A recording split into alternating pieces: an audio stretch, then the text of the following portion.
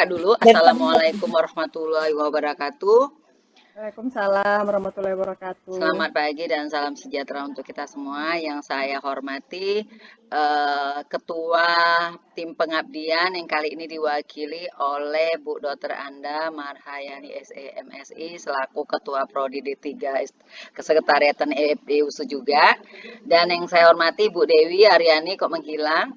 Uh, yang mewakili Ibu Kepsek ya Bu ya. Terima kasih Bu atas waktu dan kesempatannya yang berkenan bergabung bersama kami untuk memberikan pelatihan pada hari ini. Dan adik-adik SMK Al-Wasliyah 2 Perdagangan Kabupaten Simalungun. Assalamualaikum, selamat pagi. Senang sekali bisa bertemu kalian walaupun kita nggak masing-masing ya, tapi bisa di satu fokus ya. Kami berbahagia sekali dari Fakultas Ekonomi dan Bisnis untuk bersama-sama memberikan ilmu dan wawasan untuk kalian. Tapi lebih jelasnya lagi, kebetulan bersama saya ada ketua dari tim pengabdian ini untuk memberikan arahan dan sambutan kepada Ibu Dr. Handa Marhayani SEMSI. Kami persilakan waktu dan kesempatan. Assalamualaikum warahmatullahi wabarakatuh. Waalaikumsalam warahmatullahi wabarakatuh. Bismillahirrahmanirrahim. Assalamualaikum warahmatullahi wabarakatuh. Waalaikumsalam warahmatullahi wabarakatuh. Kami hormati Ibu Kepala Sekolah SMK Al-Wasliyah Simalungun yang diwakili oleh Ibu Dwi Aryani barangkali ya. Kemudian Ibu Teti dan Bapak Ibu yang lain serta anak-anak Ibu yang Ibu sayangi, murid-murid SMK Al-Wasliyah Simalungun. Baiklah, hari ini hari kedua kita melakukan pengabdian kepada masyarakat yang kali ini khusus ditujukan kepada SMK Al-Wasliyah, yaitu kemarin sudah kita jalani untuk mendengarkan materi yang dipaparkan oleh Ibu yang sangat bagus tentang bagaimana kita memanfaatkan peluang yang ada untuk kita berwirausaha jika kita memiliki kompetensi dan memiliki link serta memiliki soft skill yang baik untuk bisa berkomunikasi dan memaparkan dan memasarkan produk yang akan kita jual. Jadi sebenarnya yang kemarin bisa kita ambil itu hikmahnya bukan hanya untuk pemasaran, tapi untuk menggali bagaimana ide-ide yang kita miliki, ide-ide yang kita punya untuk bisa kita kembangkan. Selain bermanfaat bagi masyarakat, juga akan bermanfaat bagi kita dan keluarga kita semua. Terutama itu berusaha selain untuk mendapatkan keuntungan, juga untuk bisa memberikan kontribusi dalam bentuk yang lain kepada masyarakat. Apakah itu orang sekitar kita, terutama barangkali keluarga kita sendiri dengan adanya penghasilan tambahan kita, ataupun bagi masyarakat sekitar kita yang memang membutuhkan untuk mendapatkan bantuan dari kita. Barangkali kalau kita membuka kesempatan kerja sebesar apapun dalam skala kecil pun, itu sudah kita bisa menyerap tenaga kerja untuk bisa bekerja di tempat kita. Nah, hari ini selain kemarin kita itu mendapatkan pembekalan atau pemaparan materi tentang bagaimana kita memasarkan, dan hari ini supaya lebih bagus lagi adalah bagaimana nantinya akan diajarkan mengenai ilmu yang sangat bermanfaat, bagaimana kita memasarkan, bagaimana kita membuktikan, bagaimana kita mengekspos diri kita, dan kalau dilihat orang lain, kitalah yang pertama akan dilihatnya, terutama dalam media sosial ya. Ini namanya kalau nggak salah saya tadi Ibu Teti sudah mengatakan, yaitu search engine optimization. Jadi bagaimana kalau orang buka Google barangkali yang muncul duluan apa ya kira-kira yang bakal nampak seperti itu ya. Itu barangkali nanti bisa kita pelajari dan bisa dengarkan dengan baik. Jadi harapan kami dari Fakultas Ekonomi dan Bisnis Universitas Sumatera Utara yang sebenarnya ini diketuai oleh Ibu Teti dan motor penggerak kami adalah Ibu Dr. Teti ya, yang barangkali sudah sering ke Simalungun. Insya Allah kami pun nanti kalau ada kesempatan, kalau ada nanti waktu yang baik, akan berusaha datang menjumpai adik-adik Heni dan Ibu Dwi Aryani. Barangkali silahkan menyimak untuk selanjutnya ini secara resmi buka kembali acara pelatihan hari ini, yaitu dengan mengucapkan Alhamdulillah dan Bismillahirrahmanirrahim. Baik, terima kasih. Assalamualaikum warahmatullahi wabarakatuh. Waalaikumsalam warahmatullahi wabarakatuh. Terima kasih Ibu Ketua Tim Pengabdian yang diwakili kali ini oleh Bu Dr. Anda Marhayani SEMSI dan sekaligus juga yang sebagai Ketua Prodi D3 Sekretariatan yang sangat mensupport kegiatan-kegiatan di D3. Bu Ketua Prodi, berarti kita bisa mulai nih langsung acaranya ya. Izin Ibu Ketua, kami memulai supaya waktu tidak Bu ya, tidak tersia-sia. Mohon izin sekali lagi kami ucapkan terima kasih. Semoga yang Ibu berikan tadi bermanfaat untuk adik-adik semua sebagai bekal kelak untuk menghadapi dunia kerja ataupun dunia industri yang akan datang. Saya sudahi dengan wabillahi taufik wal hidayah. Wassalamualaikum warahmatullahi wabarakatuh. Ibu wabarakatuh. Amin, alamin. Adik-adik, kita bisa mulai ya, Ibu Dewi. Selanjutnya saya langsung ke materi. Kebetulan seharusnya Ibu Ketua, seharusnya Ibu Rahmi yang hari ini dari Google, tapi kebetulan rapat, jadi saya menggantikan untuk materi media sosial kali ini. Mohon izin. Ya, perkenalkan singkat, saya Ronaldo Manggor, founder dan CEO dari ruangmahasiswa.com, sebuah situs media dan platform akademi online untuk mahasiswa dan calon mahasiswa. Terus kemudian saya itu pendiri dan IT manager juga di Rumah Dev, jadi agensi digital bersama teman-teman yang lulusan IT dan juga mahasiswa-mahasiswa, supaya dari mahasiswa juga udah bisa berkarya, memberikan membangun platform teknologi yang bisa dibutuhkan oleh masyarakat, terutama pelaku usaha. Dan saat ini kita 2 tahun terakhir sudah mengerjakan hampir 50 website. Terus kemudian saya CTO dari ayudin.com, sebuah marketplace sharing ekonomi. Kita bangun dari Medan. Kita launching 2020 Maret kemarin. Dan sampai saat ini sudah memiliki download di Play Store 15.000 download. Dan Ruang Mahasiswa sendiri sudah dikunjungi oleh 1,8 juta mahasiswa di Indonesia dengan total kunjungan lebih dari 2 juta atau 2,5 juta kali. Dan karena kesempatan kali ini, kenapa saya ada di sini? Karena saya adalah salah satu fasilitator Gapura Digital Medan, program dari Google ya. Nah, untuk SEO sendiri, teman-teman, Bapak Ibu, syukurnya saya sudah ada pengalaman sekitar 6 tahun lebih, tapi paling tidak saya nggak bilang expert ya, tapi apa yang saya punya, pengalaman saya dan teorinya bisa kita gabungkan untuk sharing. Mungkin teman-teman di sini juga ada yang lebih paham, nanti kita bisa sharing banyak. Tidak ada patokan bahwa saya sebenarnya lebih bisa, jadi kita nanti lebih banyak sharing di jam 11.30 ke jam 12 itu bisa sesi tanya jawab. Teman-teman juga jika ada pertanyaan selama sesi ini, boleh banget buat di kolom chat atau nanti ada kesempatan dikasih Bu Teti untuk langsung tanya melalui callingnya. Oke, jadi itu perkenalan singkat teman-teman, Bapak Ibu, kita mulai aja materinya ya. Seperti judul yang saya buat adalah SEO ya. SEO itu adalah cara tampil di halaman 1 mesin pencari.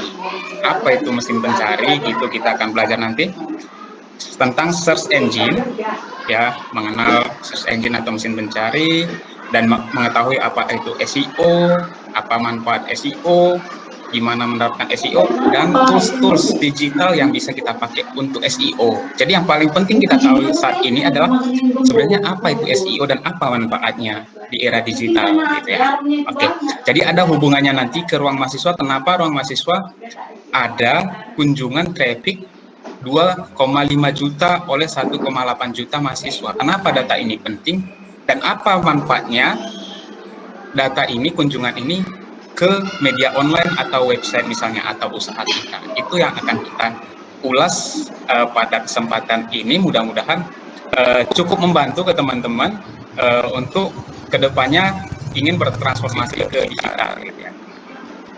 Oke. Jadi apa itu SEO ya? Kita akan jelaskan sedikit. Nah, pertanyaannya, di sini teman-teman ada yang sudah punya website nggak? Yang sudah launching, yang sudah online, bisa diakses misalnya websitenya saya, ruangmahasiswa.com, rumahdev.id, ayodel.com, ornalditumanggor.com, ipcom.com. Saya banyak sekali website pribadi. Jadi misalnya ada kita kerjain dan semuanya itu launch online. Nah, sekarang kita tanya, apakah website-website itu ketika dikunjungin di mesin pencari seperti Google, jadi buat teman-teman yang belum tahu, Bapak Ibu yang belum tahu, Google adalah mesin pencari di awalnya. Walaupun sekarang banyak sekali produknya seperti YouTube, Blogger, Google Drive, dan lain sebagainya, awalnya Google berdiri itu adalah model bisnisnya mesin pencari. Nah, sekarang Google adalah mesin pencari terbesar di dunia. Sejak saat ini sebenarnya banyak sekali mesin pencari, misalnya Yahoo, Bing.com, Ask.com, dan lain sebagainya. Tapi bisa dibilang Google adalah salah satu atau paling populer. Nah, jadi kesimpulannya, kenapa kita ini, website yang kita punya, penting tampil di halaman satu Google atau mesin pencari lainnya? Karena dengan tampil di halaman satu mesin pencari seperti Google, itu adalah cara terbaik mendapatkan kunjungan tinggi ke website. Nah, kenapa perlu kunjungan yang tinggi ke website? Apa manfaat kita memiliki kunjungan tinggi ke website? Kira-kira seperti itu ya. Oke, jadi hubungannya dengan website, hubungannya dengan mesin pencari adalah SEO. Jadi SEO itu adalah singkatan dari Search Engine Optimization. Search Engine itu mesin pencari, optimization itu bagaimana kita mengoptimisasi website kita ke mesin pencari. Nah, pengertian yang lebih sederhana adalah strategi organik. Jadi organiknya, karena kalau nggak organik berarti berbayar. Berbayar itu adalah iklan.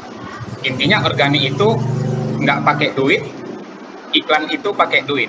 Sekarang kita mau pilih yang mana untuk sesi kali ini? Kita pilih yang organik dan nggak pakai duit. Jadi saya bilang Ruang Mahasiswa itu pure, kunjungannya 2,5 juta itu pure dari organik. Nah, jadi SEO pemahaman yang lebih sederhana adalah strategi organik agar website kita, website yang kita bangun, muncul di halaman 1 atau bahkan di ranking 1 di mesin pencari gitu ya. Di ranking 1 mesin pencari. Misalnya saya kasih tunjuk nih beberapa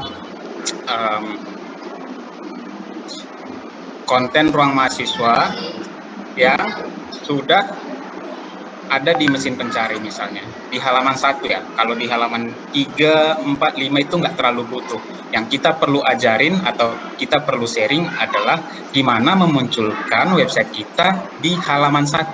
Karena kan kita kebiasaannya sudah sangat terbiasa, misalnya kalau kita cari sesuatu informasi, tugas kuliah, tugas sekolah, belanja online, menemukan lokasi, tempat, dan lain sebagainya, kita fokus ke halaman 1 Google. Jadi diperhatikan Bapak Ibu, presentasi saya sudah ke browser. Nah, misalnya ini. Jadi websitenya sudah saya bangun, harusnya kalau diketikkan namanya, kalau website yang SEO-nya bagus, itu sudah harus muncul di halaman 1. Nah, ini ada. Jadi Ruang Mahasiswa buat kuliah jadi lebih mudah, itu ada di halaman 1, atau juga about Ruang Mahasiswa. Atau saya ketikkan lagi langsung namanya, misalnya. Oke. Nah, ketika saya ketikkan langsung namanya di Google, ruangmahasiswa.com, ini banyak dan tampil di ranking 1. Ranking 1 ada banyak, jadi orang secara sekilas kalau mengunjungi ruangmahasiswa.com atau ke Google-nya langsung tahu nih ringkasan dari konten yang ada di Ruang Mahasiswa itu apa. Ternyata ada beasiswa, ada info, ada event, ada melamar kerja, ada tentang seputar perguruan tinggi, kontak, redaksi. Jadi orang langsung tahu gambaran website ini mendeliver informasi apa. Tanpa ada di halaman 1, website kita akan susah ditemukan. Orang nggak tahu misalnya kita punya website dan ada di internet. Kecuali kita kasih tahu saya punya website loh, ruangmahasiswa.com gitu ya kira-kira ya. Nah, ceritanya ini kalau orang-orang atau teman-teman sudah tahu kalau saya punya ruangmahasiswa.com. Oh, Pak Ronaldi itu punya website ruangmahasiswa.com loh. Coba cari di Google. Itu istilahnya kalau sudah tahu.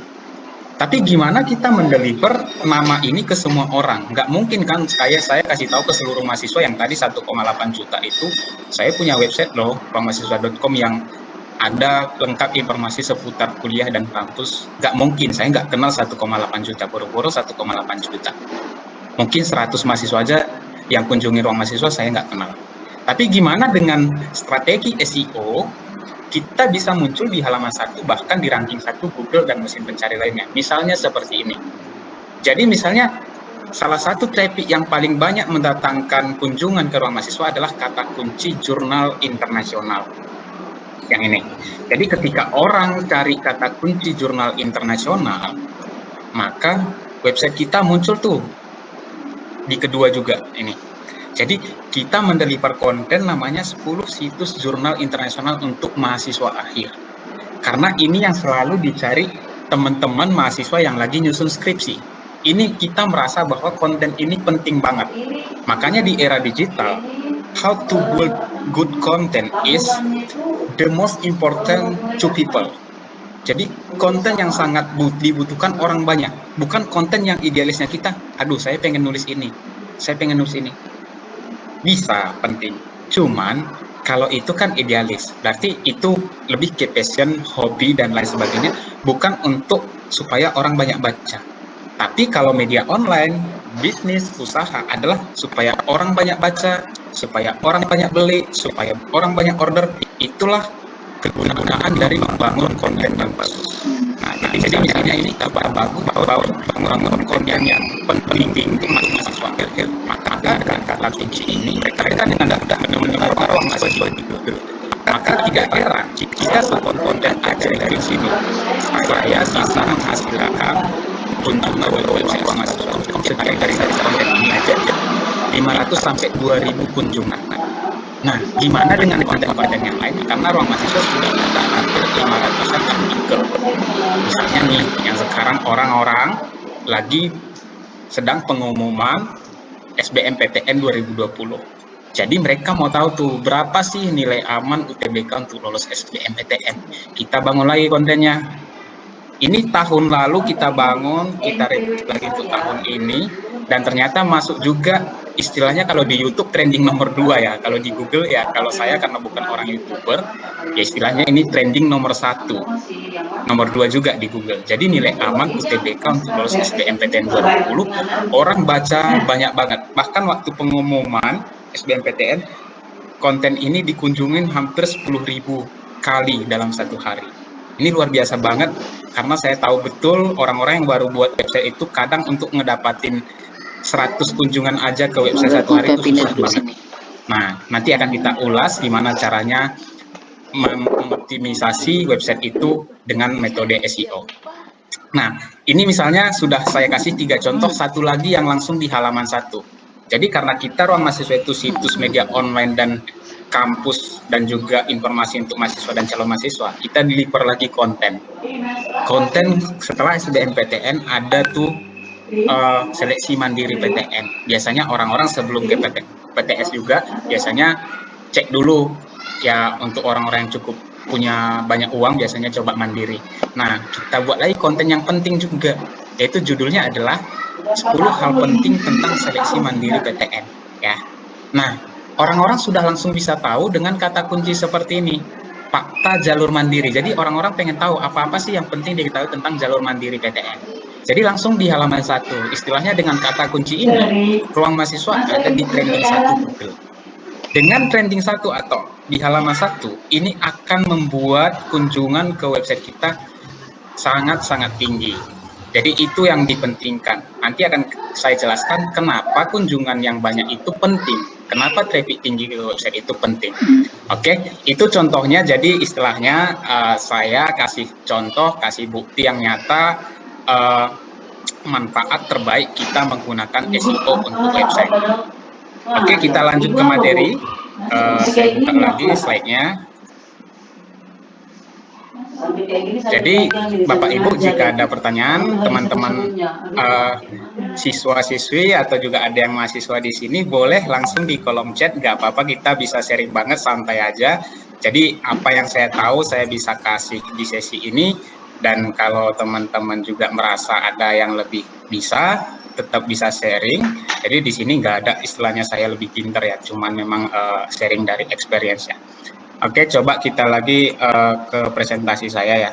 Coba, sorry, bentar.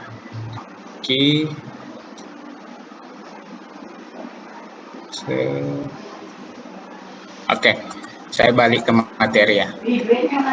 Oke, jadi tampil lagi ke materinya, kita balik mengulas seputar apa sih sisi penting SEO untuk website-nya. Oke, nah,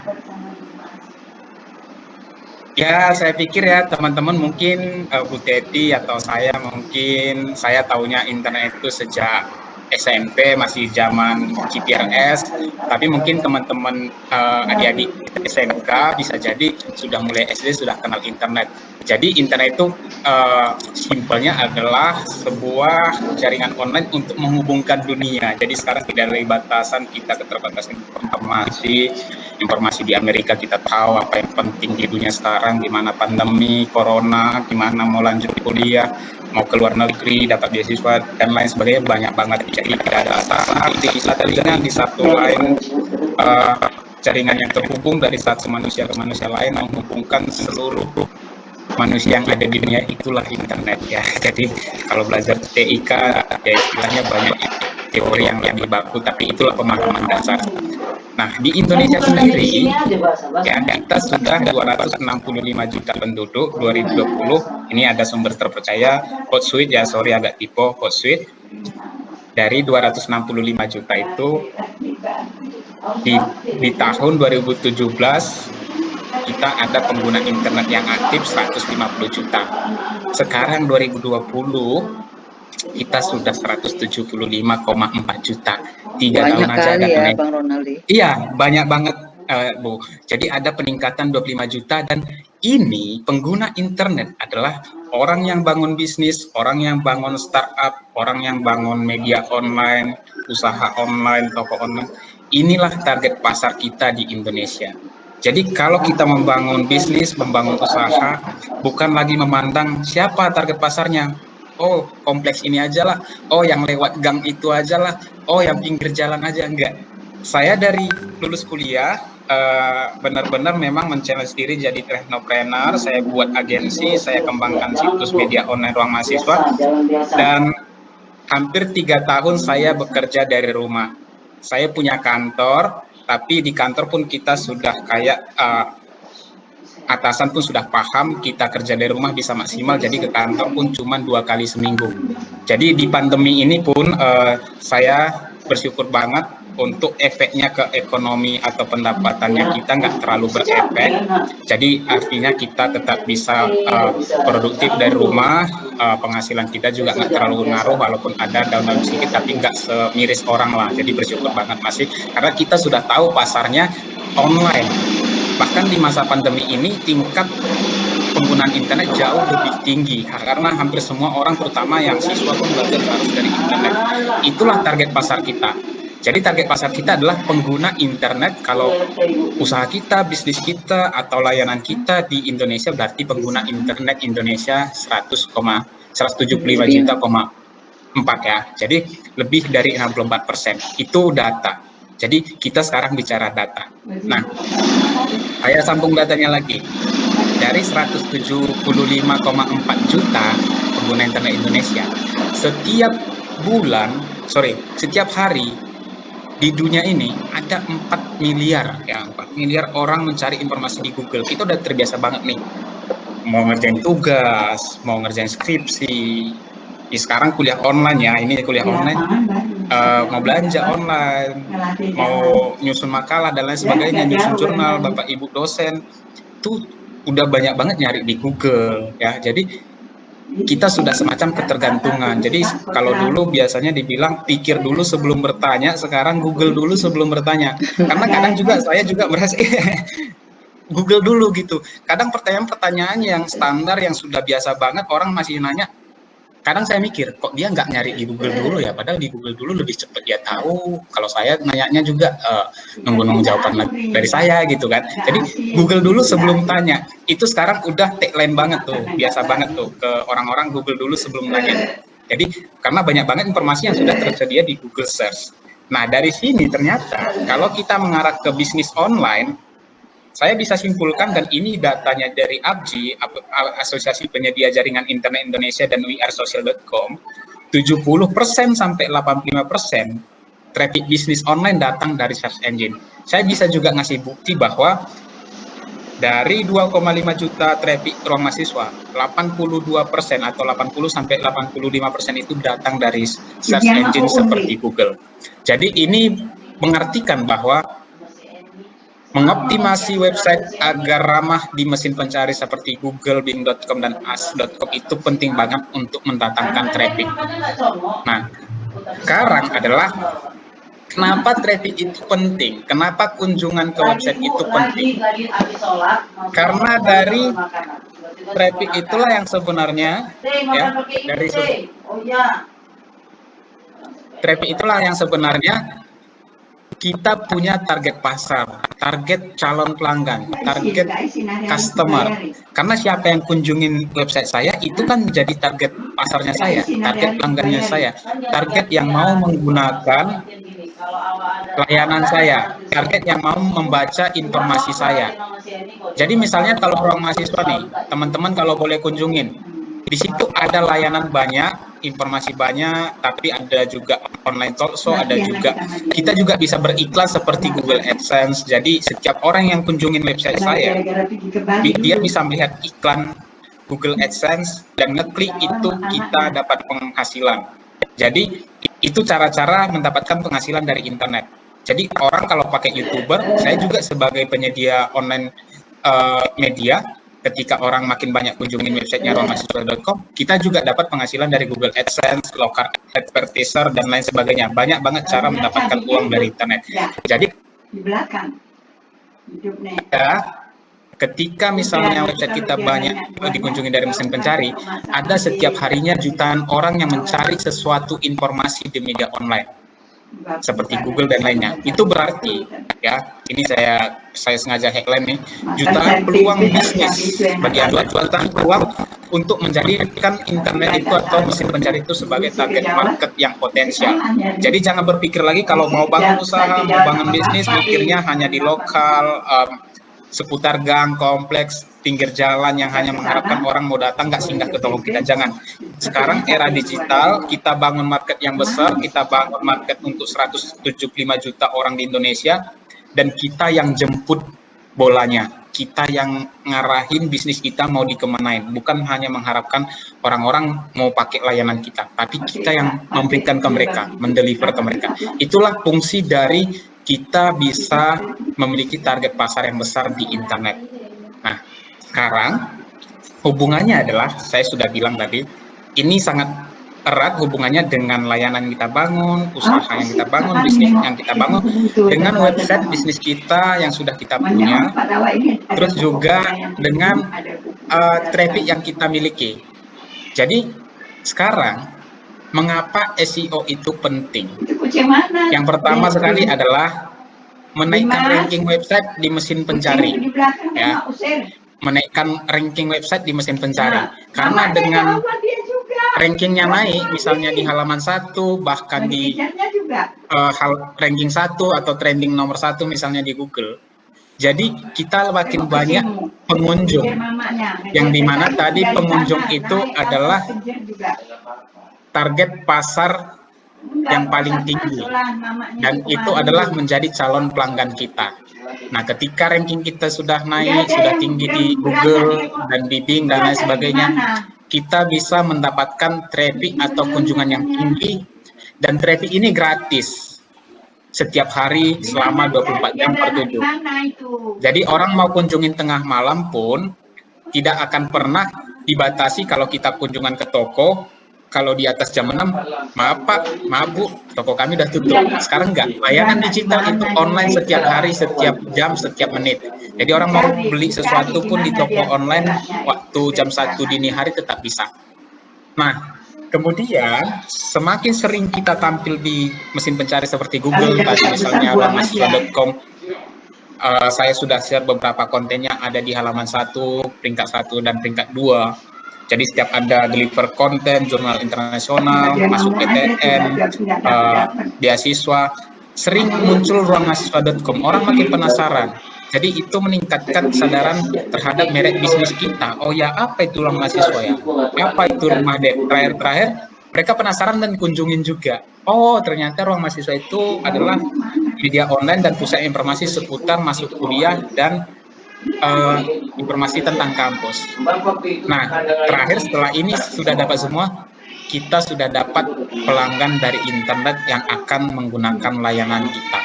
Layanan kita banyak, bisa jasa, bisa jualan produk, bisa konten artikel yang dimana semakin banyak orang baca. Kalau kita adalah publishernya Google seperti saya, Google Publisher yang pasang Google AdSense, setiap orang makin banyak baca website saya makin tinggi penghasilannya, seperti itu. Nah, kemudian, jadi kita ngasih data. Jadi di era digital, orang kalau ngomong tanpa data itu ya namanya dibilang bisa hoax gitu ya. Jadi kalau saya nggak ngasih data, mungkin teman-teman akan mikir, ini benar nggak sih yang dibilang Pak Ronaldi, benar nggak sih yang dibilang Bang Ronaldi. Jadi inilah datanya. Jadi kita, kalau saya itu tidak ada gunanya kalau saya bekerja tanpa data. Saya nggak bisa ngukur tingkat performance saya di perusahaan kalau misalnya datanya tidak ada. Jadi data inilah tolok ukur saya apakah kinerja saya sudah berhasil apa belum. Jadi selama ini hingga saat ini ruang mahasiswa sudah dikunjungi 2,5 juta ya, 2.579.000 lebih oleh 1,8 juta mahasiswa. Ini datanya bisa dianalisis. Saya punya banyak data di server saya dan itu saya analisis setiap hari. Dan misalnya seperti ini di waktu-waktu pengumuman SBMPTN nilainya sangat tinggi karena orang mencari informasi seputar nilai UTBK tadi atau standar lulus SBMPTN. Jadi ini penting banget. Jadi ini adalah statistik dari ruangmahasiswa.com dari bulan ke bulan, tahun bisa dilihat ada peningkatan. Jadi bisa lihat saya baru masuk di 2016 tuh Mei kunjungannya hanya sebulan masih 855, tidak ada sebulan loh. Berarti saya setiap hari nggak ada ngumpulin itu tuh, nggak ngumpulin 100. Tapi bisa dilihat contohnya di sini, karena di Juni aja kita punya traffic 129.000 di bulan itu. Jadi rata-ratain bagi aja 130.000 dibagi 30 hari. Jadi kira-kira berapa pengunjungnya per hari. Jadi itulah, kalau tidak ada peningkatan berarti usaha kita tidak berguna dong. Berarti kita bisa dibilang gagal kalau dalam transformasi digital. Oke, bagi teman-teman yang punya pertanyaan, boleh di kolom chat, nanti akan saya bantu jawab. Sekarang kita akan coba lebih telaah lagi, lebih pahami lagi. Kalau tadi sudah memahami konsep SEO, apa pentingnya SEO, dan gimana kita menghubungkan SEO dengan meningkatkan value of our business website atau pelayanan yang kita punya di online. Nah, sekarang gimana caranya gitu? Bang, kan website Abang sudah banyak di halaman 1, sudah tampil di trending 1, sudah ada kunjungan yang banyak. Sekarang apakah gimana cara memulai SEO-nya? Gimana agar tampil di halaman 1 kayak website Abang gitu ya. Jadi kita mulai aja. Jadi mulainya dari mana gitu? Yang pertama sekali, ini sekalian menjawab pertanyaan Bu Teti, sudah memiliki website untuk usaha dan bisnis. Jadi benar, kalau SEO itu bisa dikerjakan kalau kitanya sudah punya website. Kalau tidak ada website, kita juga nggak tahu mengimplementasikan SEO itu di mana. Karena SEO itu hanya bisa diimplementasikan untuk website yang sudah online. Misalnya websitenya itu ruangmahasiswa.com, rumahdev.id, ayodeal.com, ronalditumangor.com. Jadi sudah punya website yang online. Tanpa itu kita juga akan akan nggak tahu implementasi SEO ini gimana, karena ini adalah untuk meningkatkan kunjungan atau traffic ke website. Yang kedua, ketika kita sudah punya website ini kan ada kategorinya, apakah bisnis, apakah layanan pendidikan, apakah media online, apakah layanan jasa, layanan delivery, layanan keuangan, konsultasi pendidikan, dan lain sebagainya, banyak sekali. Kita cari ide kata kunci. Kalau di SEO biasa dikenal dengan istilah keyword ya. Keyword itu biasa banget untuk orang-orang IT. Apa sih kata kuncinya gitu ya? Saya coba ketikkan di sini. Nah, keyword itu ada dua yang sering dikenal. Jadi ada namanya long tail keyword. Ya, ini agak teknis ya. Jadi di SEO ini banyak istilah-istilah yang mungkin teman-teman baru dengar, tapi nggak apa-apa, nanti boleh dicatat lagi, atau nanti kalau perlu materinya saya bisa share ke Bu Devi atau juga nanti di-deliver ke teman-teman. Keyword inilah penentu kita bisa populer nggak di internet. Karena orang akan mencari berdasarkan kata kunci. Kalau saya mau beli sepatu, saya akan cari kata kuncinya sepatu apa yang saya mau beli. Misalnya sepatu Nike ini, atau sepatu merek asli Indonesia, atau sepatu original. Atau ketika misalnya saya mau makan di Medan, saya mau beli online makanan, saya akan mungkin cari adalah makanan khas Medan. Misalnya orang-orang yang mau baru berkunjung ke Medan, makanan khas Medan, atau mereka udah tahu durian Medan itu, durian Sumut itu terkenal. Mereka tinggal cari itu pusat makan durian. Jadi langsung di Google langsung ditampilkan. Jadi orang-orang di internet itu dikumpulkan semuanya terhubung dengan kata kunci. Tapi kata kunci itu ada dua.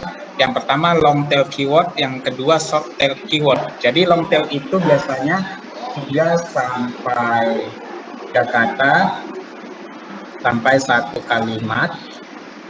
Kalau short tail itu 1 kata sampai 3 kata. Jadi di SEO kata kunci itu ada tingkat kompetisinya.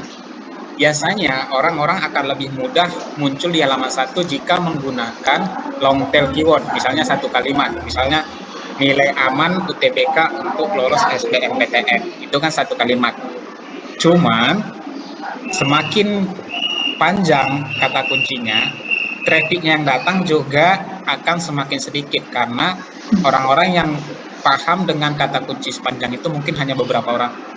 Tapi kalau kita bisa trending atau di halaman 1 dengan short tail yang 1 sampai 3 kata, misalnya yang tadi jurnal internasional, itu akan lebih banyak mendapatkan traffic atau kunjungan ke website. Nah, dengan itu, makanya saya bilang tadi jurnal internasional ini bisa ngasih 1 hari itu 500 sampai 2.000 kunjungan setiap hari ke ruang mahasiswa. Tapi tingkat kompetitornya dengan yang lain sangat tinggi, karena kan yang bangun konten itu kan bukan cuma ruang mahasiswa aja. Ada banyak media-media lain yang ngulas juga website-website yang lain, dan itu kompetisinya sangat tinggi. Jadi kalau website kita baru pemula, sebaiknya targetkan dulu yang long tail, di mana dulu Anda bisa tampil di halaman 1. Tapi kalau website Anda sudah makin bagus, kontennya sudah makin banyak, maka kalau ada yang bisa muncul dengan metode short tail keyword 1 sampai 3 kata itu sudah sangat bagus banget. Jadi saya misalnya ada 10 sampai 20 yang konten kita sudah trending di Google, misalnya di halaman 1 itu dengan short tail. Jadi itu yang menghasilkan traffic paling tinggi setiap hari. Nah, yang keempat, jika sudah punya website, sudah tahu kata kunci yang mau ditarget di search engine, ada yang terlewat ya. Yang poin ketiga, yang paling penting adalah di Google sendiri ada namanya tools Google Search Console dan Google Analytics. Ini adalah tools wajib untuk orang-orang SEO. Sebenarnya kalau wajib nggak dipaksa sih, kalau Anda nggak pakai bukan jadi maksudnya dilapor ke polisi atau ditangkap, nggak, sorry ya. Jadi maksudnya kalau orang-orang yang SEO bekerja tanpa menggunakan kedua ini, sebenarnya kayaknya istilahnya kalau kita nyayur tapi nggak pakai garam. Sayurnya masak tapi nggak ada rasanya, untuk apa, tetap dibuang. Jadi istilahnya ini penting banget yang dua ini untuk kita menerapkan SEO, karena di Google Search Console kita daftarkan website kita. Jadi Search Console itu untuk indeks, ya, indeks website di Google. Jadi ini adalah syarat utama, misalnya kalau kita punya website, agar di indeks Google, agar Google tahu informasi apa yang kita deliver di website, itu kita harus daftarkan di Google Search Console dulu. Jadi ini istilah baru ya, tadi sudah ada keyword, long tail, ini ada lagi istilah Search Console. Tanpa ini, Google tidak akan mengindeks. Jadi website kita hormati macam-macam tidak ada di Google. Jadi dia kayak baik-baik aja tuh. Terus kemudian kalau sudah didaftarkan di Google Search Console yang indeks dan karena ini itu adalah website-nya. Nanti akan saya gunakan tampilan Google Search Console dan Google Analytics. Jadi setelah kita daftarkan, ada kunjungan dari Google, ada traffic dari Google dan lain. Di Google Analytics inilah yang mencatat dan menampilkan ke kita berapa sih kunjungan sekarang, saat ini, hari ini, 1 minggu ini, 1 bulan ini, terus konten-konten mana aja yang paling populer. Karena tanpa ada data itu, kita nggak bisa analisis di mana perkembangan website kita, apakah website kita sudah tinggi trafficnya, apakah masih begitu-begitu aja, atau malah menurun. Malah biasanya misalnya kita kunjungannya 300 per hari, malah di bulan berikutnya cuma 5, cuma 20, berarti ada penurunan. Kita harus tahu apa sebabnya. Kira-kira seperti itu. Jadi dua tools ini sangat penting. Daftarkan dulu ke Search Console, terus daftarkan ke Google Analytics agar kita dapat melihat data perkembangannya. Nah, yang paling penting adalah optimasi SEO secara konsisten. Banyak banget nih orang-orang mikir kalau sudah didaftarin, sudah ada website, sudah ada terkunci, dibiarin begitu aja dan berharap kunjungan tinggi. Itu sesuatu yang nggak mungkin. Bahkan bukan cuma di SEO, di website, semua pekerjaan kalau dilakukan tanpa konsisten, hasilnya juga nggak bakalan memuaskan. Jadi ada banyak nih. Kita kan agensi digital. Saya bangun website dengan teman-teman sudah ada hampir 50-an dari 2018 sejak saya tamat. Selama di Medan, contohnya banyak tuh yang daftar ke kita buat website rental mobil. Rental mobil ya. Kalau nggak salah ada 5-10 saya kerjain. Pertanyaannya mereka begini sering. Pak Ronaldi, apakah nanti ketika websitenya sudah selesai, kita kerjain, apakah langsung banyak yang kunjungin dan langsung banyak yang order rentalnya? Saya bilang enggak. Oh, kenapa begitu? Kan sudah online. Iya, tapi kan kalau sesuatu pun tanpa dipromosikan kan tidak ada orang yang tahu. Bisa aja produk Anda bagus, misalnya sepatu Nike yang paling bagus di dunia, tapi kalau nggak dipromosikan orang juga nggak tahu itu produk bagus. Sama halnya dengan website. Layanan Anda bagus, websitenya bagus, rental Anda bagus tanpa dipromosi, orang juga tidak tahu kalau layanan itu bagus. Maka ketika websitenya bagus, jangan dibiarin begitu aja, seolah-olah ketika websitenya online, selesai masalah, akan banyak yang kunjungin, akan banyak yang melakukan order dari website untuk rentalnya. Akan kalau kita misalnya jualan kue buat websitenya, tiba-tiba berharap kita banyak yang beli kuenya, nggak mungkin. Makanya harus dioptimasi, harus dipromosi. Salah satu promosi dan branding yang organik yang saya bilang tadi lah, yang gratis, yang nggak pakai uang adalah SEO. Jadi harus konsisten. Saya misalnya dari 2016 ruangmahasiswa.com atau Rumah Dev 2018, kalau tidak konsisten, itu juga tidak ada hasilnya 2,5 juta. Ini salah satu yang sering dilupakan orang dalam bekerja. Berharap sesuatu hasil yang bagus, tapi tidak melakukannya secara konsisten. Jadi ini penting banget ya. Jadi dari konsisten itu kita belajar terus-menerus dan tetap berinovasi. Jangan konsisten juga dengan cara yang sama. Ini sering banget terjadi, orang-orang berharap hasil yang lebih, tapi melakukan hal yang sama, dia udah tahu nggak bagus, tapi nggak mau berinovasi. Itu penting untuk kita ketahui. Oke, ini penjelasan sedikit mungkin teman-teman gimana sih, biar kayaknya saya cari di Google, semua informasinya memang valid sih, tapi gimana kan ada banyak ratusan ribuan informasi yang sama, kenapa dia yang di halaman 1? Kenapa dia yang ada di trending 1? Kenapa gitu ya? Jadi sistem kerja mesin pencari seperti Google adalah simpelnya seperti ini. Ada 3 langkah yang standar. Yang pertama misalnya kita punya website. Ruangmahasiswa.com websitenya tema pendidikan, tema kampus, perkuliahan. Saya tahu persis bahwa ruangmahasiswa.com itu banyak sekali website yang sama topiknya seputar pendidikan. Dan itu masuk semua ke jaringan internet dan ada di Google.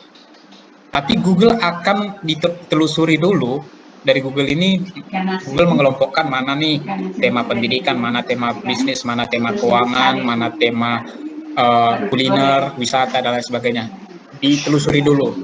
Terus setelah itu diindeks, dilihat informasinya, mana nih informasi yang paling lengkap.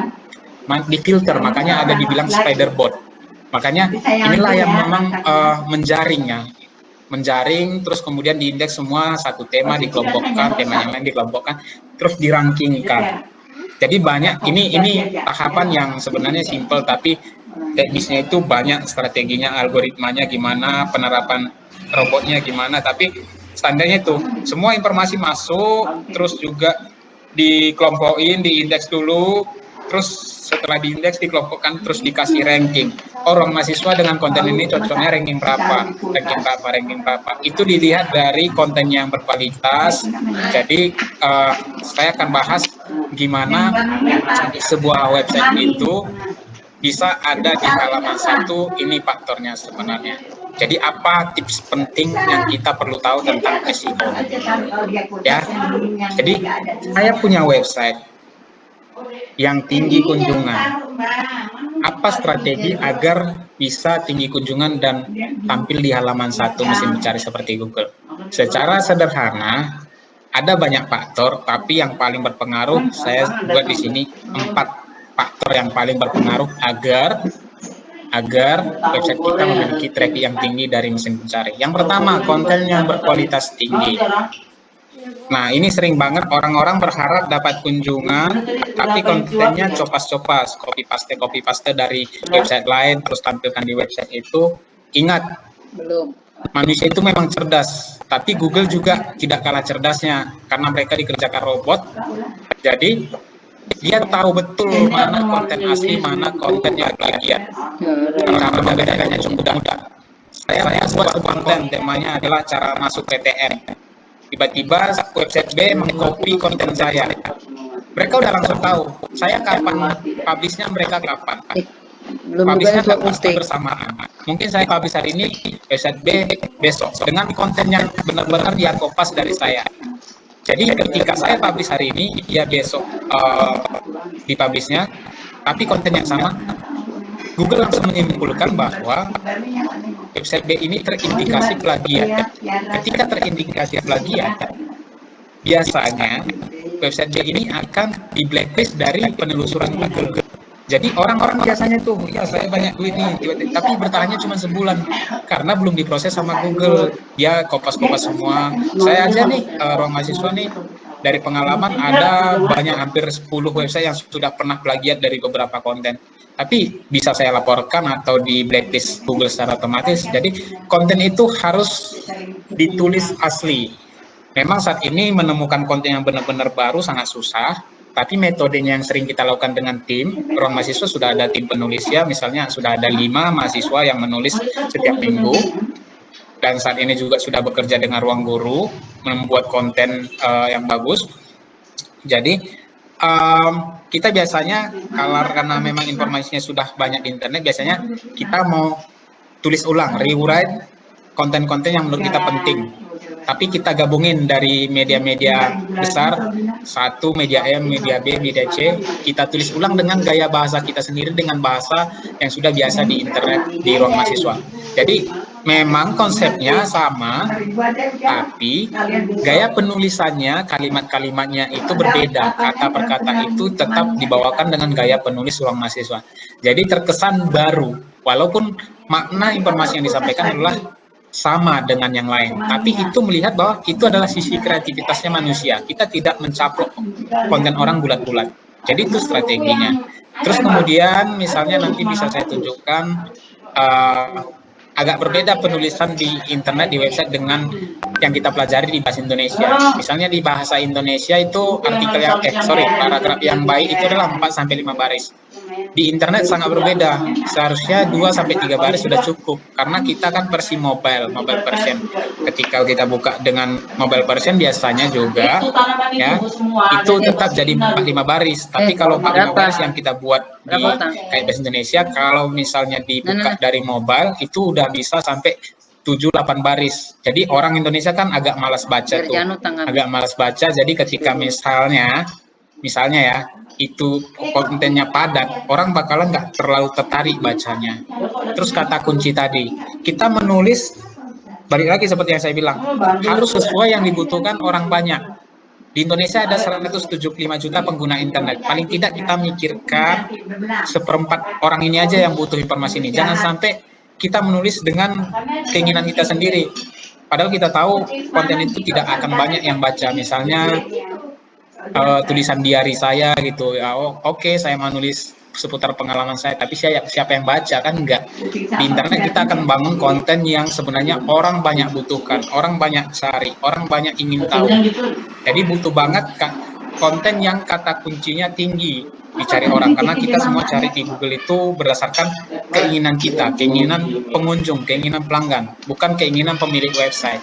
Jadi kita di Ruang Mahasiswa itu semua membangun kontennya itu berdasarkan apa sih yang dicari oleh orang-orang atau mahasiswa dan calon mahasiswa. Bukan apa sih yang mau kita tulis, keinginan hati kita, bukan. Tapi yang lagi dibutuhkan. Kadang kita riset tuh. Riset ada banyak toolsnya. Walaupun tidak riset seperti di penelitian Bapak Ibu dosen yang mungkin berbulan-bulan, enggak. Ini mungkin 15 sampai 1 jam aja menemukan topik yang penting gitu ya. Terus kecepatan website, ini sangat penting. Kata Google, website yang bagus itu harus bisa di-load dalam 3 detik. Kalau saya bilang, saya udah bangun puluhan website, saya bilang 5-7 detik masih kita maklumin lah.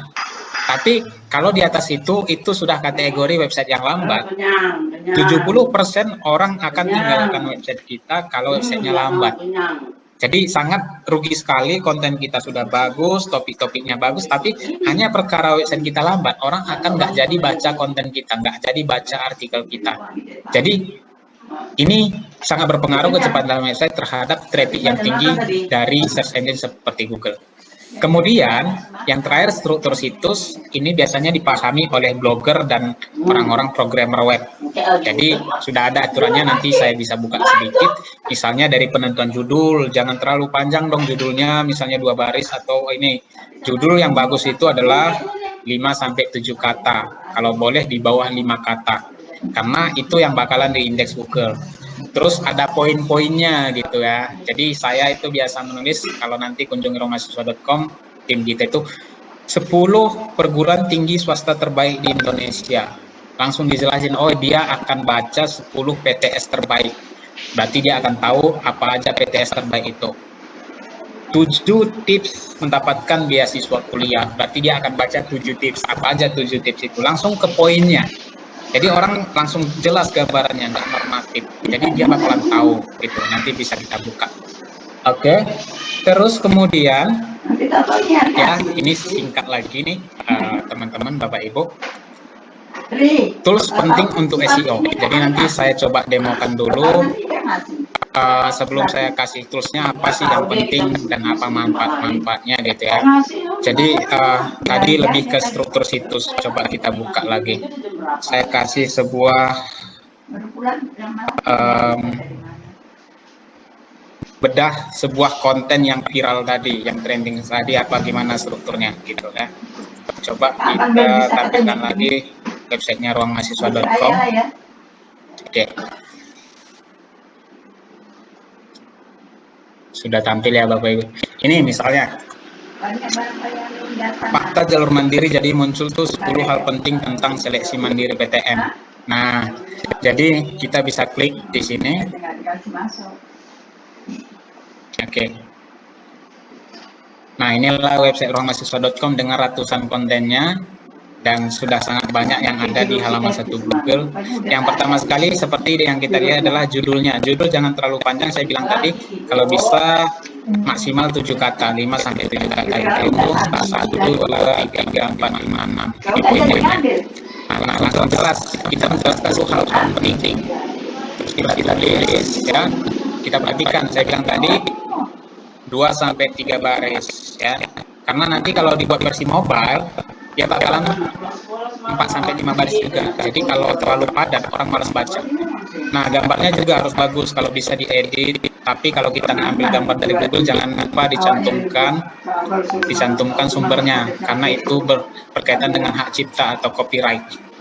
Terus kemudian ini adalah iklan Google yang ketika orang-orang tertarik melihat iklannya, tertarik aja sudah dilihat, itu ada penghasilannya, apalagi diklik ya. Jadi ini kita catatkan poin-poinnya. Yang pertama 1, yang kedua, terus tulisannya juga tetap 2-3 baris, jangan terlalu padat, terus ada dilengkapi gambar.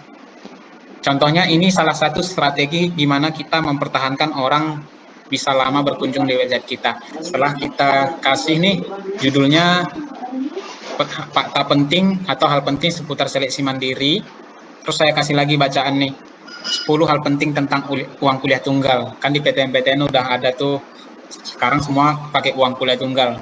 Orang-orang yang maba harus tahu biasanya apa itu uang kuliah tunggal dan apa yang perlu mereka tahu. Kasih lagi tulisan. Jadi misalnya satu artikel dia baca 2-3 menit, terus dia baca lagi ini 2-3 menit, terus ini kita kasih lagi baca 3 beasiswa bergengsi dalam negeri dari pemerintah Indonesia. Jadi di satu artikel kita bisa masukkan 3 artikel internal, istilahnya internal nih yang berkaitan di dalam satu website. Ya, sorry ya, istilah-istilahnya agak banyak ya, tapi itulah SEO gitu. SEO tidak ada aturannya. Saya sudah jago SEO, selain websitenya membuktikan. Saya nggak bisa bilang saya bisa SEO tanpa ada website atau konten artikel saya yang ada di halaman 1 gitu ya. Jadi kita masukkan, terus ketika 1-3 menit orang bisa bertahan, terus baca lagi yang ini, istilahnya dia bisa bertahan di satu website itu 10 menit. Itu membuat rating website makin bagus. Ketika rating website makin bagus, dia akan makin bagus dilihat di mata Google dan Google akan memberikan peringkat yang tinggi. Itulah kuncinya kita bisa mendapatkan traffic yang tinggi. Jadi itu standarnya. Terus di sini setelah dibaca, ini ada rekomendasi artikel yang penting lagi. Itulah standar membangun konten yang bagus atau artikel yang bagus di sebuah website. Sekarang saya mau jelaskan yang terakhir nih, apa tools-tools penting untuk SEO yang perlu Bapak Ibu tahu gitu ya. Terutama platform Google, karena sebenarnya Google yang paling interest dan paling maksimal ngebangun agar kita bisa maksimal secara SEO. Jadi ini slide terakhir. Coba saya kasih tunjuk lagi materinya. Sorry. Hari ini kabarnya dia meninggal. Kabar hari ini dia meninggal. Baru menikah sama anak gadis lagi. Oke, sudah muncul ya Bapak Ibu ya. Kita maksimalin di jam 12 sudah selesai. Terus penting, kebetulan karena memang kita sama Bu Teti adalah fasilitator Gapura Digital dan Womenweal, kita akan fokus dengan teknologi-teknologi Google. Yang pertama adalah Google Search Console. Tadi saya sudah jelasin, Google Search Console ini adalah tools wajib untuk orang-orang yang bekerja dengan SEO. Jadi, didaftarin dulu di Google Search Console websitenya agar diindeks Google. Setelah didaftarin, Google akan indeks informasi apa aja yang ada di website kita, kategori website kita apa, dan konten-kontennya apa aja. Nanti dia kelompokin, filter, dan kasih ranking. Setelah itu kita pakai Google Analytics. Google Analytics ini untuk melihat semua statistiknya, kunjungan ke website kita, dari mana aja, konten yang paling sering dibaca apa, umur berapa yang paling banyak pembaca website kita. Jadi website ruangmahasiswa.com yang ditargetkan mahasiswa yang umurnya 17 sampai 24 tahun misalnya. Tapi kalau yang paling banyak baca misalnya di bawah 18 tahun atau di atas 30 tahun ada yang salah. Berarti nggak tertarget. Itu berarti bukan mahasiswa, berarti harus dianalisis lagi, diubah metodenya. Jadi dari mana kita tahu? Dari Google Analytics. Google Keyword Planner itu untuk mencari kata kunci. Ini akan sering terjadi di teman-teman yang sudah banyak nulis konten artikel. Kita sudah ada hampir 500 konten. Terkadang penulis saya itu, Bang, saya mau nulis apa lagi ya? Kayaknya semua udah ada di ruang mahasiswa gitu ya.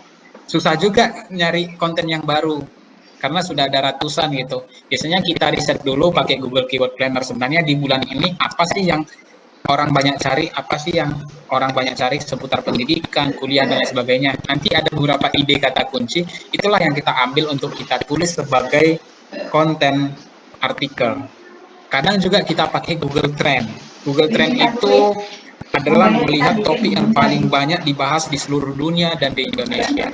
Jadi itu ada salah satunya misalnya yang paling sering dibahaskan topik. Kalau dulu anak di 2015 ini batu aki gitu ya. Jadi itu tren. Bisa nggak ditulis? Bisa. Tapi lihatlah konten-konten yang dibutuhkan sepanjang masa. Jadi kalau itu kan booming tuh batu aki, es kepal Milo, tapi terakhir-terakhir kan nggak ada tuh. Jadinya sekarang orang udah nggak tertarik lagi misalnya. Tapi tulislah konten-konten yang dibutuhkan. Konten tentang pendidikan selalu dibutuhkan, masuk kuliah, masuk PTN, beasiswa selalu dibutuhkan setiap tahun. Terus kemudian Google Alerts itu biasa dibutuhkan juga agar kalau kita kebingungan dapat ide-ide konten artikel, kita bisa tahu dengan notifikasi dari Google Alerts. Dia ngasih ide-ide kata kunci ke email kita. Jadi ini cukup membantu. Tapi menurut saya yang paling penting adalah Google Search Console sama Google Analytics. Karena ini semacam tools wajib kalau kita mau membuat traffic website kita lebih tinggi dengan SEO.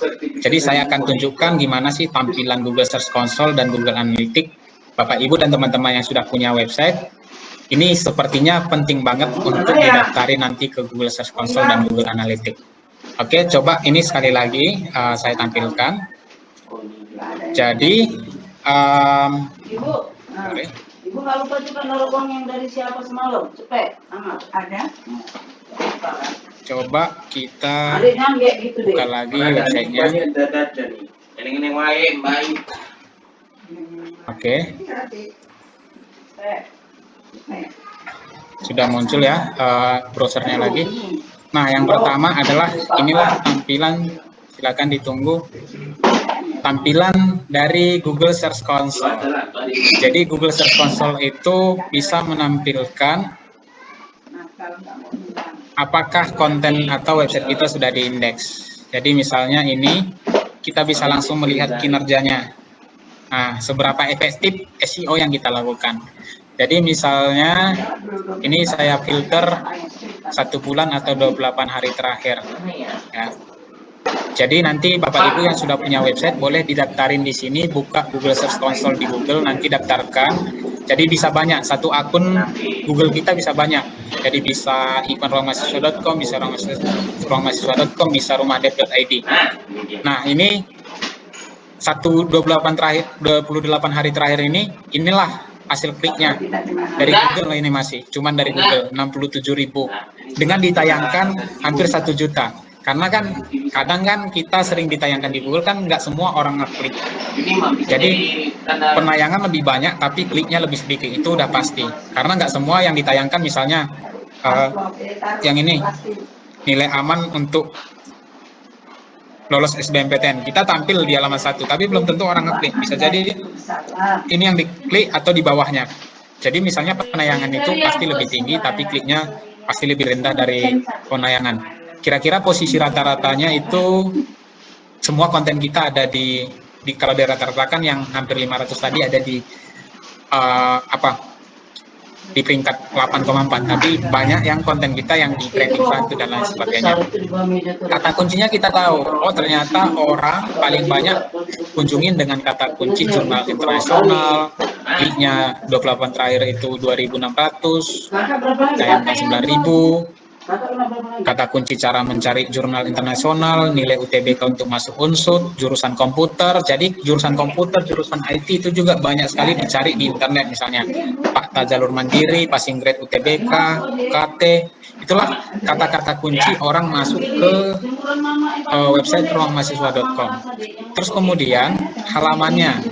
Jadi orang-orang tuh 1 bulan terakhir lebih banyak kunjungin halaman apa? Ternyata ini dari satu konten ini aja misalnya ditayangkan 250.000 kali dengan klik 26.000. Karena biasanya rasionya estimasi tayangan ke klik itu biasanya 10%. Misalnya kalau ada 25.000 biasanya yang klik itu 10%-nya 25 250.000, ngetiknya 25.000 gitu. Ini 26.000. Jadi hampir di sekitar situ. Terus jurnal internasional 6.000 dan lain sebagainya. Saya langsung tahu konten-konten apa yang paling banyak dibaca. Ini bisa difilter lagi sampai 100 halaman, sampai 250 konten. Jadi inilah tampilan Google Search Console. Jadi dari sini saya bisa berkaca apakah konten yang kita bangun itu sudah bagus, biasa aja, atau bahkan menurun gitu. Nah di sini ini tampilan dari Google Analytics. Tadi saya bilang di sini mendaftarkan situs kita agar diindeks Google. Sekarang dari yang diindeks Google itu, dari website itu kita bisa tahu orang-orang itu masuknya dari mana gitu. Misalnya ini saya langsung tahu pakai real time. Jadi kalau website, kita bangun website tidak tahu kunjungannya berapa, bingung juga. Karena tidak tahu apa yang perlu kita ukur. Nggak tahu kita berapa yang kunjungin, apakah website kita sudah cukup bagus apa enggak. Jadi yang real time itu saat ini. Saat ini yang online ada 7, saya bisa langsung tahu mereka kunjungin apa aja, SBMPTN, e-book gratis dan legal, jurnal internasional tadi, daya tampung, Universitas Sumatera Utara, perguruan tinggi swasta terbaik di Jakarta. Saya langsung tahu juga dari mana mereka datang. Ada yang Pekanbaru, di Jawa nih seringan, ini ada di Depok, Surabaya ada, jadi langsung tahu gambarannya. Terus kemudian audiens atau pembaca itu dari mana gitu ya.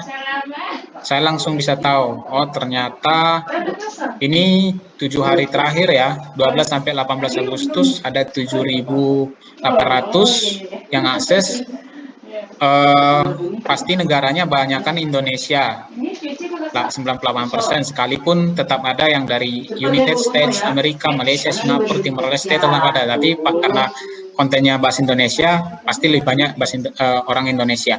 Kita juga bisa tahu dari kota mana aja, ini yang penting ya. Jadi teman-teman, Bapak Ibu, walaupun ruang mahasiswa itu dibangun di Medan, di Sumut ya, jadi platform online salah satu yang populer di Indonesia. Bahkan pengunjungnya yang paling tinggi ada dari Jakarta, Surabaya, Medan ada di ketiga, ada Depok, Batam, Bandung, Makassar juga, bahkan ke Sulawesi. Ini cocok banget. Dan saya harus tahu apa alasannya. Wajar, Jakarta itu salah satu kota paling besar, bukan salah satu, memang kota paling besar, yang juga mahasiswanya paling tinggi. Surabaya juga seperti itu. Depok itu masih wilayah Jakarta. Jadi harus bisa dianalisis. Nah, mereka itu biasanya pakai apa ya? Ternyata browsernya Chrome, Firefox, sistem operasinya itu ada yang Windows, ini lebih tinggi, tapi kalau seluler, smartphone itu pasti Android, 98% pengguna Android. Terus kemudian kalau ditanya umur gitu juga, kita bisa tahu juga, misalnya umur berapa gitu ya. Nah ini masih pengembangan versi beta. Jadi sebenarnya banyak banget yang perlu dianalisis ya. Ini ada yang perlu lagi. Jadi data itu paling penting kalau kita bekerja dengan SEO. Ini sudah cukup teknis ya, tapi sekedar gambaran aja. Jadi belajar itu memang nggak ada batasannya sih. Jadi selagi kita memang ya Bapak Ibu juga yang pengajar, sudah tugas kita memang untuk selama hidup untuk belajar berinovasi kan seperti itu. Yang terakhir Bapak Ibu ya, jadi sebelum saya tutup, yang tadi ini penting banget Google Search Console, Google Analytics ya. Oke, ya jadi kebetulan memang karena memang saya adalah pendiri agensi digital juga, Bapak Ibu teman-teman yang memang ada kebutuhan layanan digital, website, aplikasi Android, desktop, desain grafis, hosting domain, dan konsultasi IT, itu bisa ke nomor ini ya. Jadi nggak apa-apa, kalau mau sharing-sharing aja juga boleh save nomor saya. Terima kasih, ini kontak saya, dan jika ada pertanyaan silahkan saya kembalikan kepada Bu Teti. Terima kasih. Oke, terima kasih Bang Renaldi. Ya menarik sekali ya, luar biasa ya. Ini sebenarnya materi yang paling tinggi kalau sekiranya mau berbisnis online ya kan. Kalau udah tahu ini berarti udah pastilah bisa mendapatkan keuntungan yang seperti diharapkan, walaupun apa ya, maksudnya lebih cepat menangkap peluang. Iya Bu, ini salah satu materi yang paling rumit kan di Google Gapura. Jadi nggak banyak orang yang bawa. Iya, makanya. Cuman 2 ya, Wahyu ya. Tadi satu udah lama, satu aja. Bang Wahyu, Pak Marjuki, 3 lah. Itu biasa 3 kami ya? ganti-gantian. Iya. 3. Oh ya, Bang Marjuki ya. Bang Marjuki itu lagi, oke. Tapi Iya. adik-adik atau ibu-ibu, bapak ibu di sini, kalau sekiranya ada yang mau nanya silakan dulu. Ibu nih banyak, udah 4 pertanyaan ibu-ibu tulis di sini. Cuman Oh saya ya, mau kasih saya jawab dulu kesempatan ya. dulu. Oke. Nah, Oke, walaupun ada jadi di situ ada lagi nih.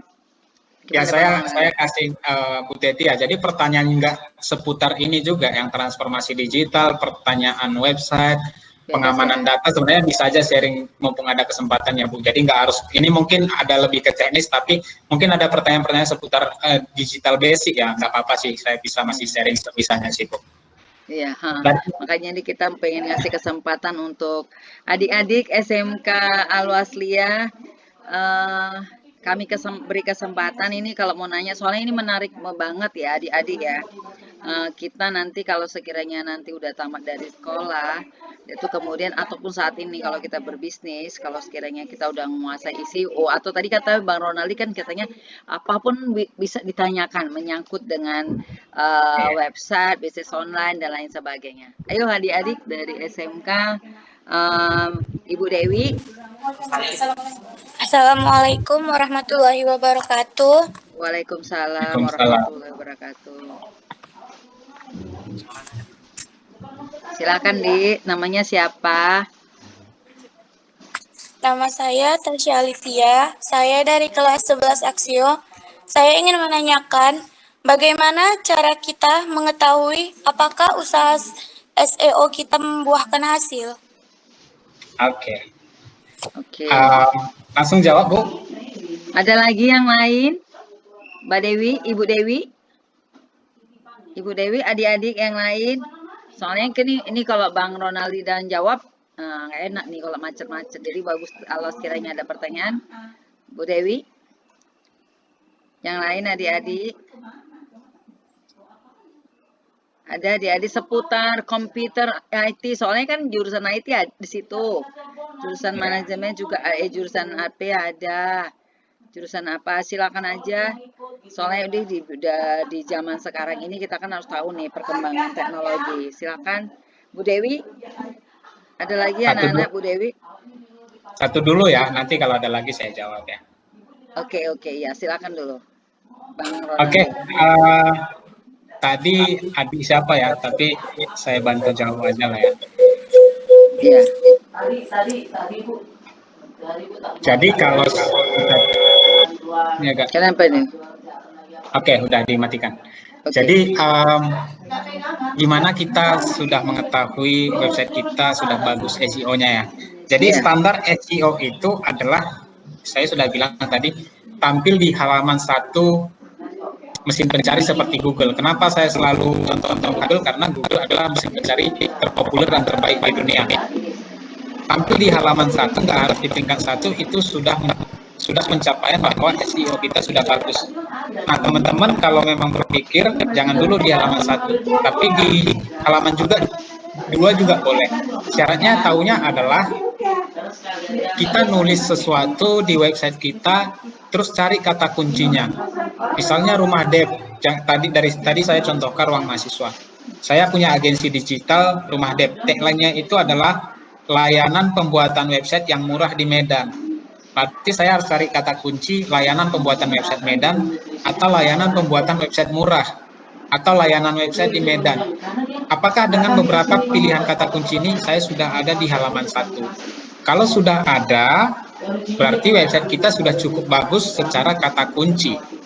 Tapi kalau belum ada secara kata kunci, misalnya website saya rumahdev.id, terus saya cari layanan pembuatan website Medan belum ada, layanan pembuatan website murah belum ada, layanan pembuatan website di Medan belum ada. Coba cari di Google nama websitenya teman-teman, misalnya rumahdev.id, apakah sudah ada atau belum? Kalau belum ada, itu berarti bisa dibilang memang SEO-nya belum berjalan dengan bagus. Jadi syaratnya adalah kesimpulannya gimana sebuah website itu SEO-nya sudah bagus. Cari dulu sesuai kata kunci apakah sudah ada atau belum. Kalau belum ada, coba cari websitenya itu di Google. Kalau sudah ada, termasuk kata SEO-nya sudah ada berjalan, Tapi kalau sama sekali belum ada di Google, belum pernah, websitenya sudah ada nih, sudah ada 3 bulan, 6 bulan, setahun, tapi belum pernah jumpa di Google, berarti SEO-nya belum ada dioptimasi dengan bagus. Itu aja kuncinya. Oke, makasih banyak ya Bang Ronaldi. Ibu Ya, Bu. Dewi, Ya, Bu. ada lagi Bu Dewi? Adik-adik gimana? Ada lagi yang mau nanya? Bebas ya adik-adik ya, ini mumpung pakarnya ada loh. Jarang-jarang loh Bang Ronaldi bisa semua. Kebetulan, Ada waktu. iya, kebetulan tahun lalu saya ngajar SMK juga. Oh iya ya, jadi tahu banget ini tentang Tahu, SMK juga. sebenarnya permasalahan anak-anak SMK terutama IT, tahu lah. Cuman kebetulan tahun ini juga dari SMK yang saya tinggalin ada beberapa yang lolos juga ke jurusan IT di PTN Medan. Jadi walaupun singkat saya di sana, tapi adalah manfaat yang bisa ditebak.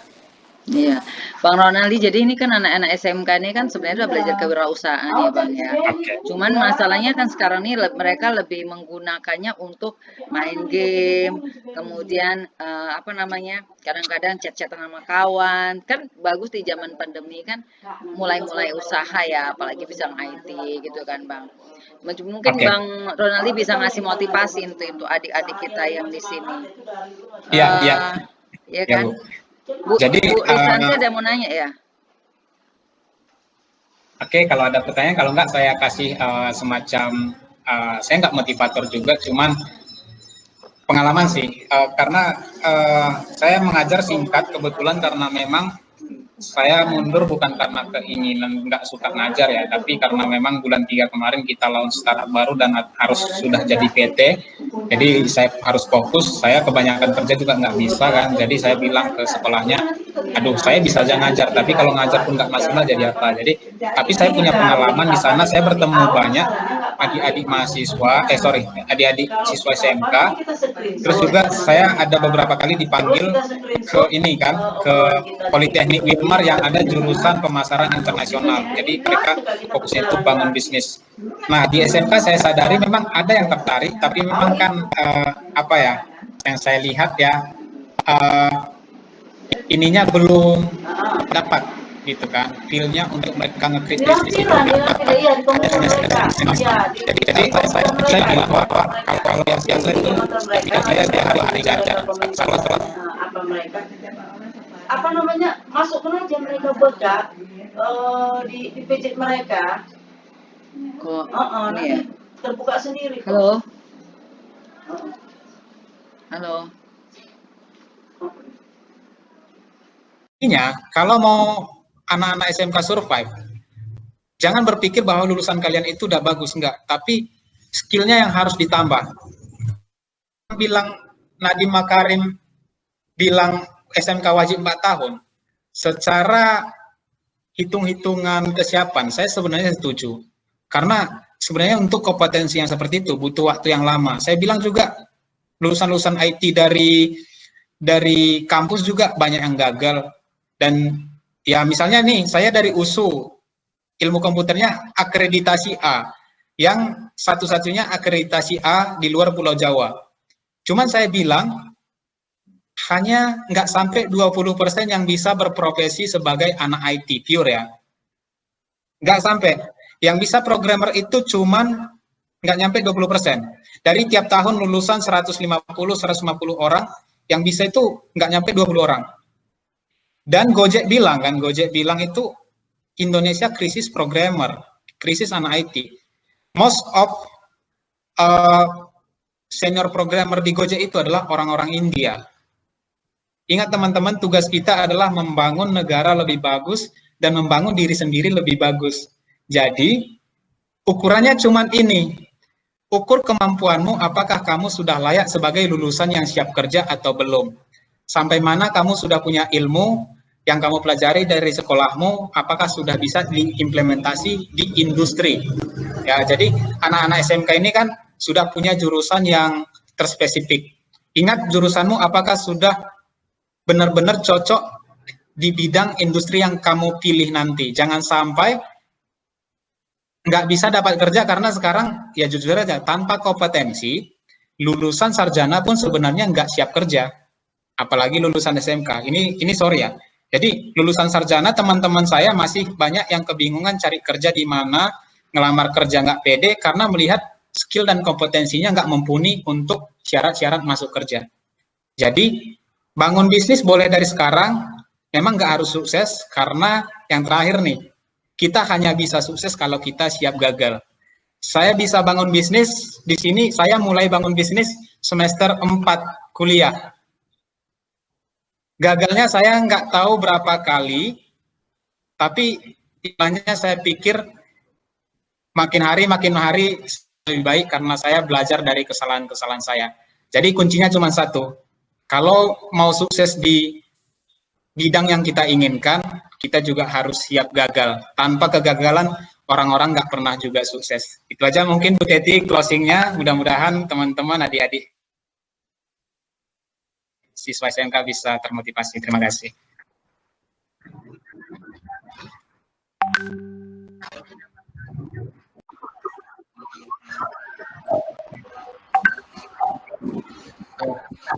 Assalamualaikum warahmatullahi wabarakatuh. Waalaikumsalam. Suara saya didengar ya? Dengar. Dengar ya.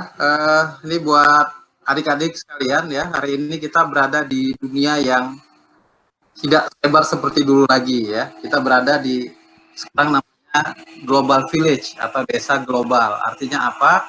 Semua yang Anda inginkan itu bisa didapat dari mana saja, kapan saja ya. Dan sekarang era pembelajaran sudah berubah. Anda tidak harus pergi kemana-mana untuk mendapatkan sesuatu yang baru. Anda tinggal menggunakan channel YouTube ya untuk belajar. Ada banyak sekali pembelajaran di media sosial. Kalau Anda mau bisnis, bisa belajar bisnis di media sosial langsung dengan ahlinya. Ya, Anda boleh chat di situ, daftar di berbagai seminar gratis, free ya. Artinya apa? The world already flat ya. Dunia sudah menjadi datar. Tingkatkan kemampuan, ambil yang baik-baik dari sosial media dan kemampuan IT yang ada, kembangkan terus keahlian. Banyak yang sudah berhasil berkat sosial media, ya tidak harus Anda belajar by the book, tapi Anda bisa belajar langsung dari ahlinya. Mungkin itu aja Ibu. Terima kasih kesempatannya.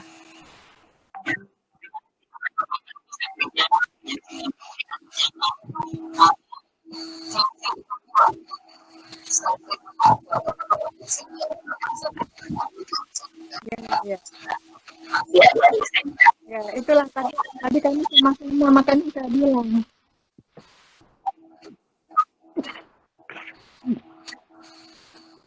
Pas Saprijal, alhamdulillah tadi pas sama-sama saya bilang, Dek masuk dulu ini, Dek dokter ini ditunggu ini gitu.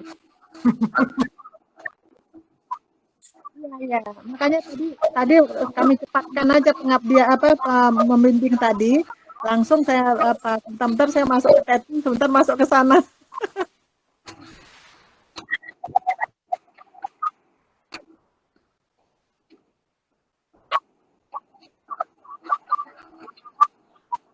Kita foto ya. Pas Saprijal, kita foto semua.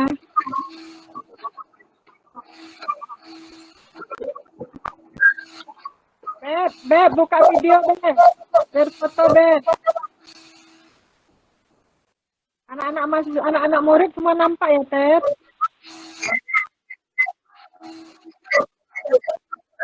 Nanti kapan-kapan kita ke sana ya sama murid-murid ya.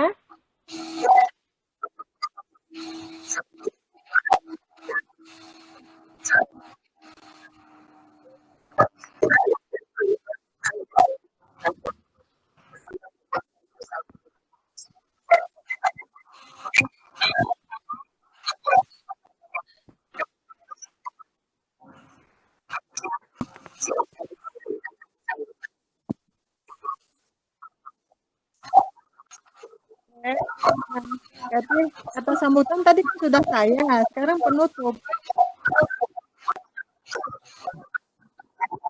Ya.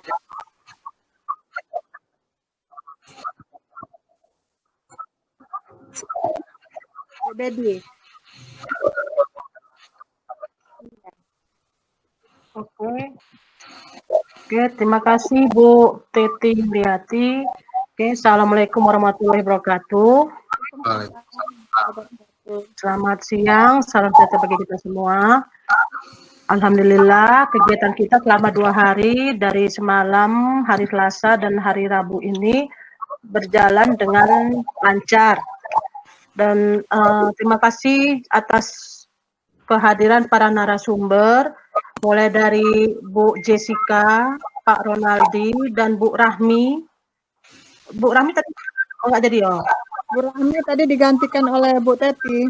Oh, berarti Pak Bu Jessica, Pak Ronaldi, dan Bu Teti sebagai narasumber yang sudah memberikan materi yang sangat bermanfaat bagi kita semua di pengabdian masyarakat kita selama 2 hari ini. Juga terima kasih atas Ibu Kepala Sekolah SMK 2 Waslia Perdagangan Kabupaten Simalungun, Ibu Heni Kurnia Sinaga, SMPD, juga para peserta anak didiknya. Terima kasih Bu sudah bersedia menghadiri pengabdian kami dan kami jadikan tempat pengabdian masyarakat sebagai salah satu tridharma perguruan tinggi tempat kami mengabdi.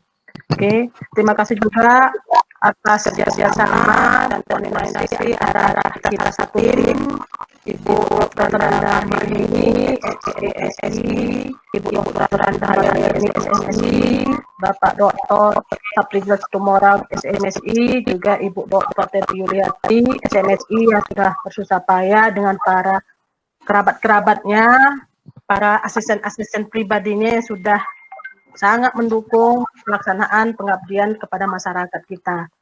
Demikian saya tutup pengabdian kepada masyarakat dengan judul tema pengenalan platform dan pemanfaat media sosial dalam bisnis online bagi pelaku UMKM siswa MSK Al-Waslia Kabupaten Simalungun. Saya tutup dengan ucapan alhamdulillahirrahmanirrahim. Assalamualaikum warahmatullahi wabarakatuh.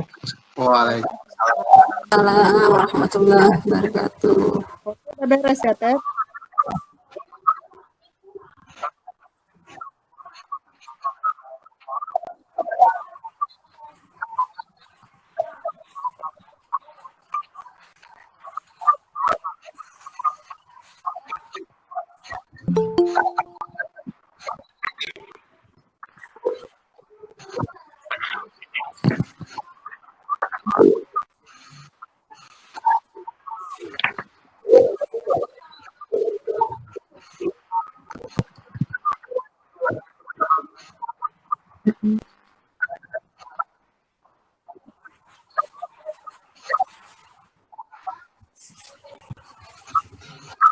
Ya, bagus sekali.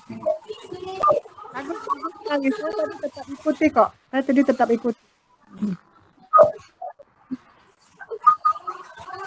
Ya, dua hari ini saya ikut Google.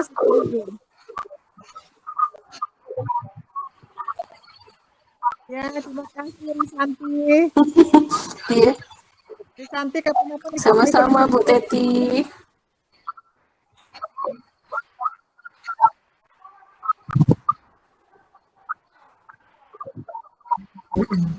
Ya.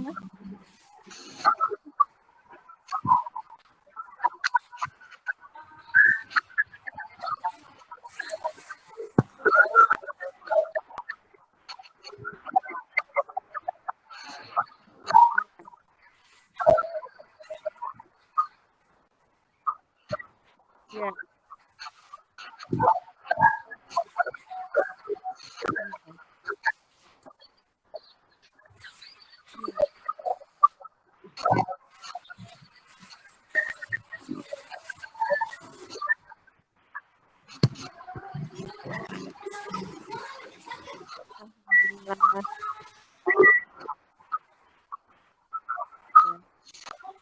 Ya.